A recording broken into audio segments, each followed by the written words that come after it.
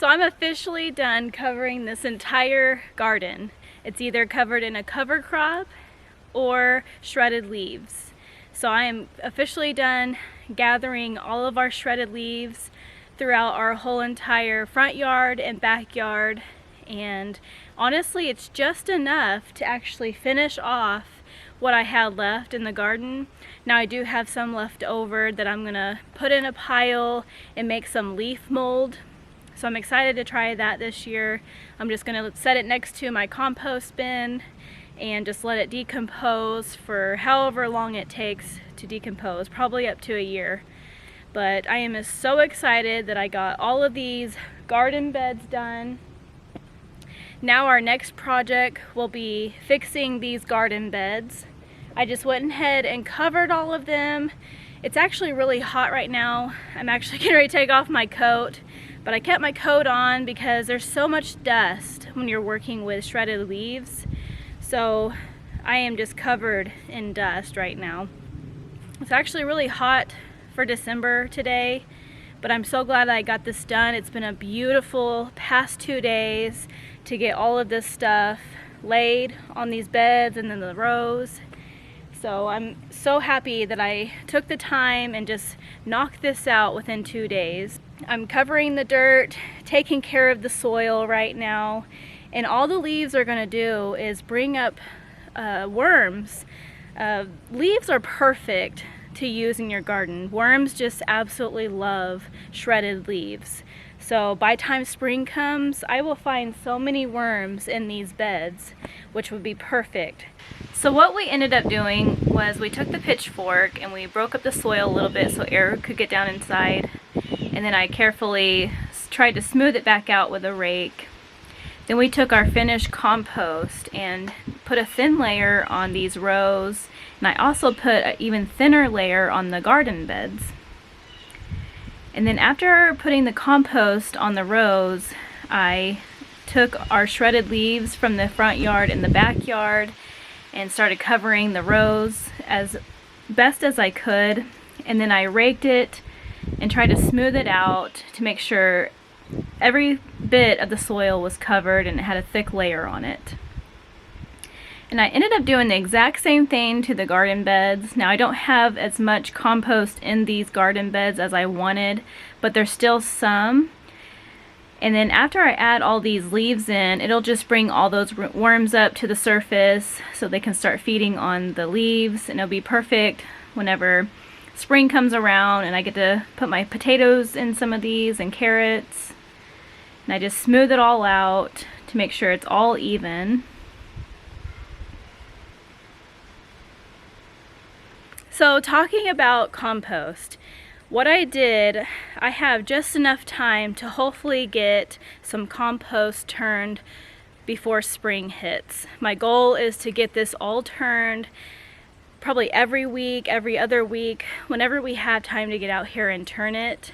So everything will be ready by time spring comes, because I'm gonna need some really good fresh compost to put down when I'm planting my plants in the springtime and through the summer. So what I did, I have 2 bins here, and I totally cleaned out one side of it, and that's what I used on some of the rows and on the garden beds.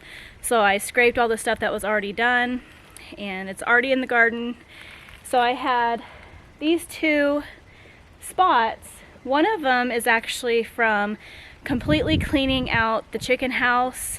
Everything that was in the chicken house went in one side. So you got the manure and you got the straw and kitchen scraps, everything goes in that side. And then this side, for my fast, easy compost for winter, it's kind of hard to get some of the materials whenever it's winter time. You don't get the fresh grass clippings, you don't get a lot of garden scraps and all that stuff that you do in the summer.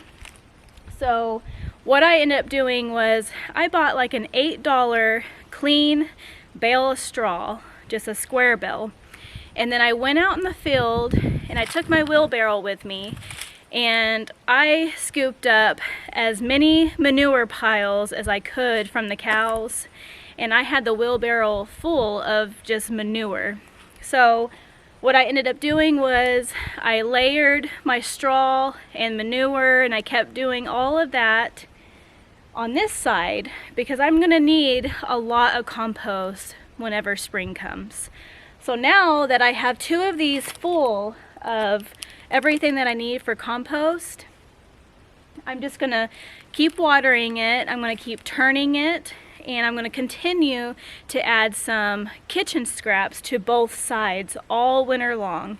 And I'm just gonna keep turning it with a pitchfork, and then when it starts breaking down, getting hot, because in wintertime, it kind of slows down the microbes and the heat of the piles.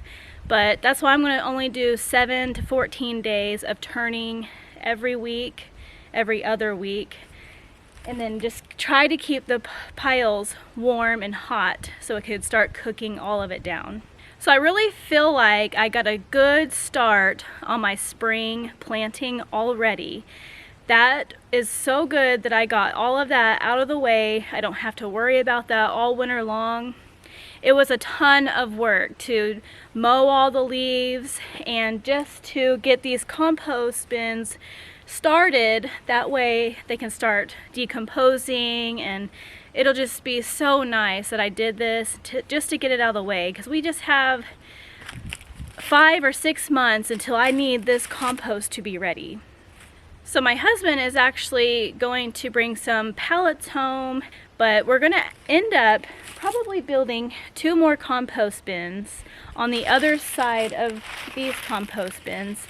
That way I can start having 4 compost bins at a time, especially through the winter when I want to cook everything down.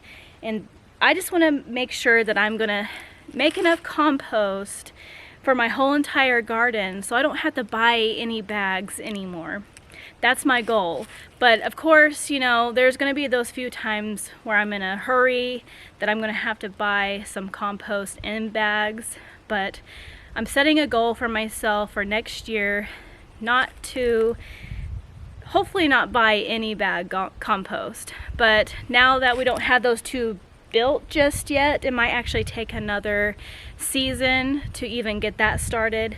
But I'm really happy to have these 2 going right now because I believe it'll do most of what I need for spring in the whole entire garden. There might be a couple rows here and there that I might have to buy some bags, but for the most part, just one alone that I worked with did, let's see here, 1, 2, 3, 4, 5, 6, 7, 8, about 8 rows, including the beds. So that's actually really good to put a thin layer of compost where I needed it. So if I had double the amount that I'm gonna get from this, it's almost gonna make it to where I can do the whole garden.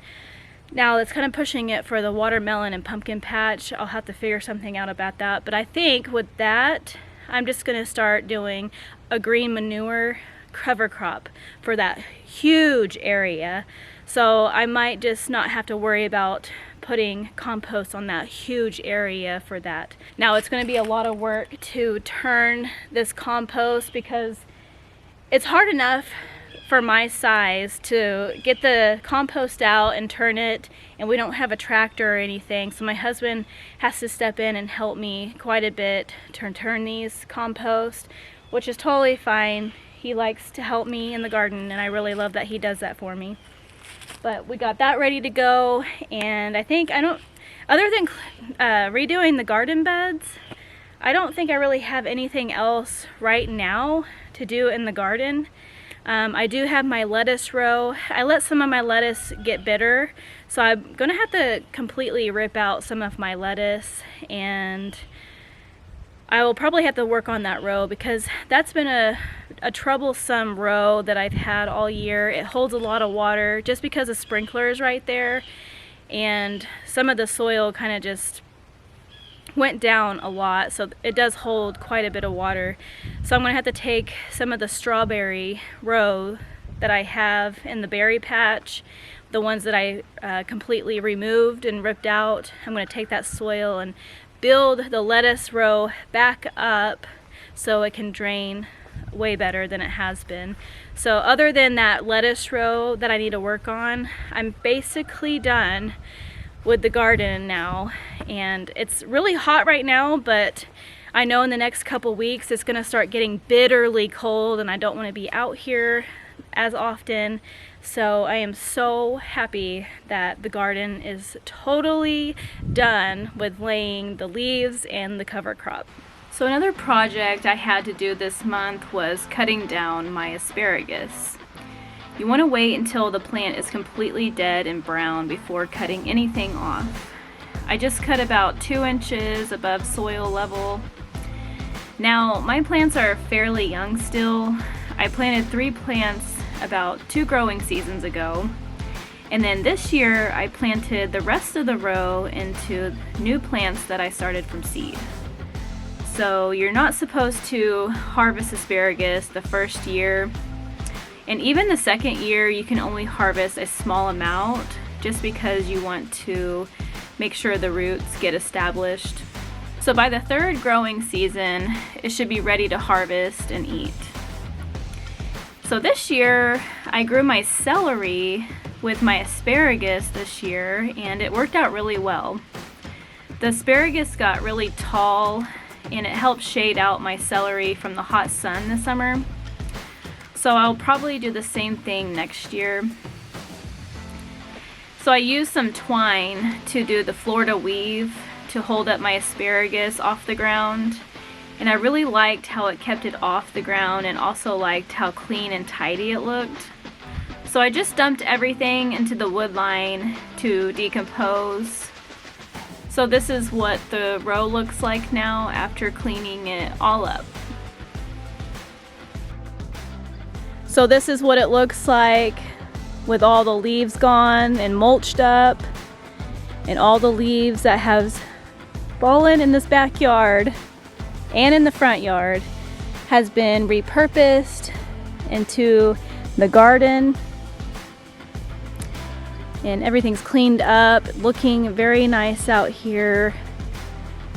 And we're in December, so if you guys just see this not on camera but in real life, it looks so good out here.